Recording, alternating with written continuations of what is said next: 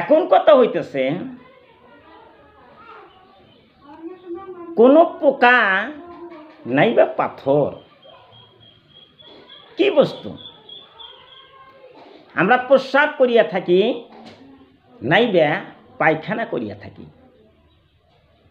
কিন্তু চিন্তা করতে হবে এই যে পেশাব করি পায়খানা করি ওজুর বিষয়কে আমরা চিন্তা করেছি কি করলে ওজু ভেঙে যায় আর কি করলে ওজু ভেঙে যায় না, এই বিষয়ে মশলা মাসায় জানতে হবে।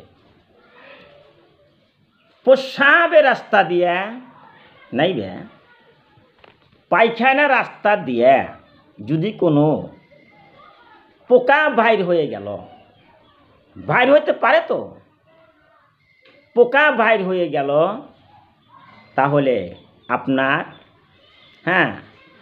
ওজু ভেঙে যাবে। যে কথা বলতাছি কোরআন এবং হাদিস মূল্যবান কিতাব থেকে আমি কথা বলতেছি, মশলা মশালি কিতাব। যদি মনে রাখতে পারেন কিয়ামত পর্যন্ত যে বন্ধু বাঁচিয়ে আছেন জীবনে কোনো পার্থক্যে ভুল হবে না। আপনি পেশাবের রাস্তা দিয়ে পায়খানার রাস্তা দিয়ে যদি পোকা বাইর হয়ে গেল আপনার ওজু ভেঙে যাবে। তারপরে একটা কথা আসতেছে মশলা মাসালের কথা, আমি কেতাবে যা পাইছি তাই বলতেছি। তাহলে পেশাবের রাস্তা দিয়ে নেবে পায়খানার রাস্তা দিয়ে যদি পাথর বাইর হয়ে গেল, পাথর তো চেনেন, পাথর বাইর হয়ে গেল আপনার ওজু ভেঙে যাবে।